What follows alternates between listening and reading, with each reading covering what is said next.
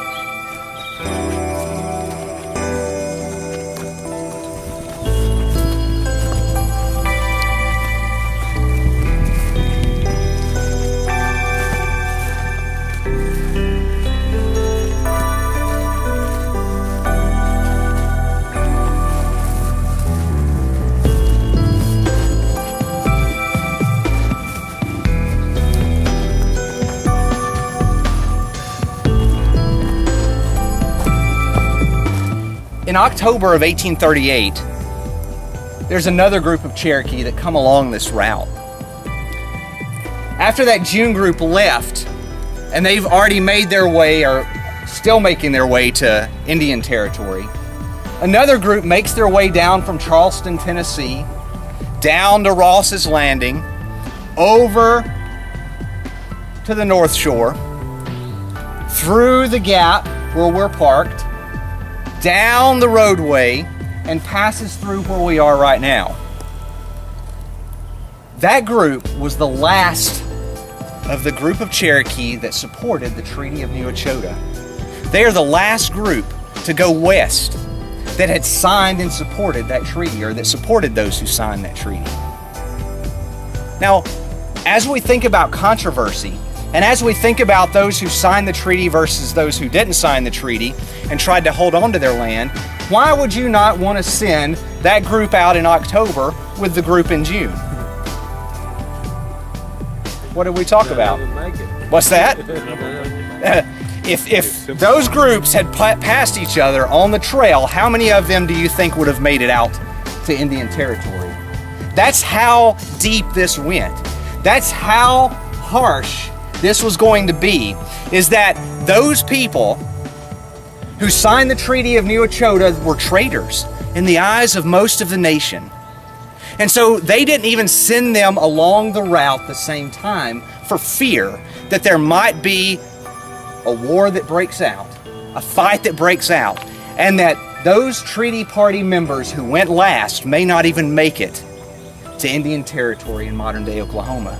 That's how serious this was. That's how serious this family division was in the Cherokee Nation.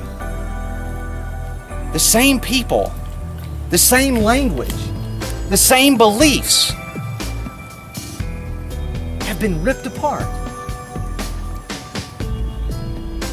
Again, I can't help but think that just over 150 years ago that this nation was ripping itself apart, that in 1838 that the Cherokee Nation had ripped itself apart to the point where some of those Cherokee had to fear for their lives because they thought they did the right thing. Or did they?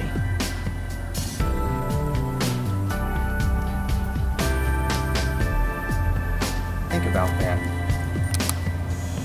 Would you be willing, if you believe that you saw the handwriting on the wall, to put yourself and your family in harm's way, potentially,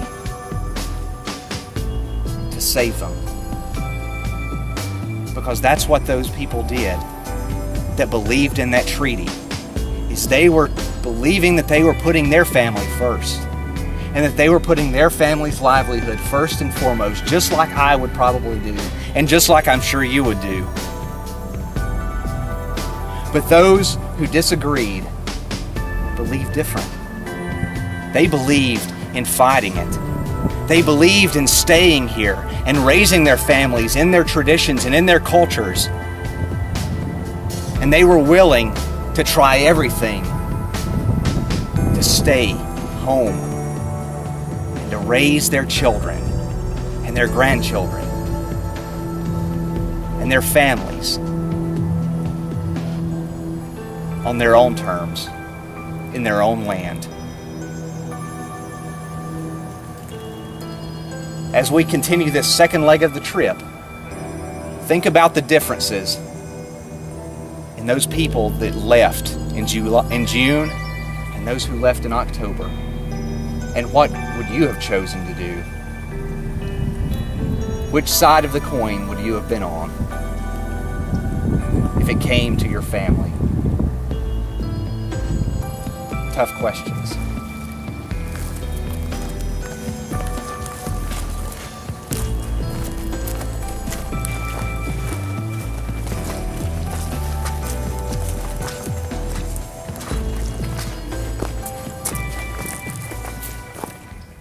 Next week on Historical Geocaching, Ranger Young takes us to the Tennessee River, where he tells us how the Trail of Tears ended and what this story means for us today.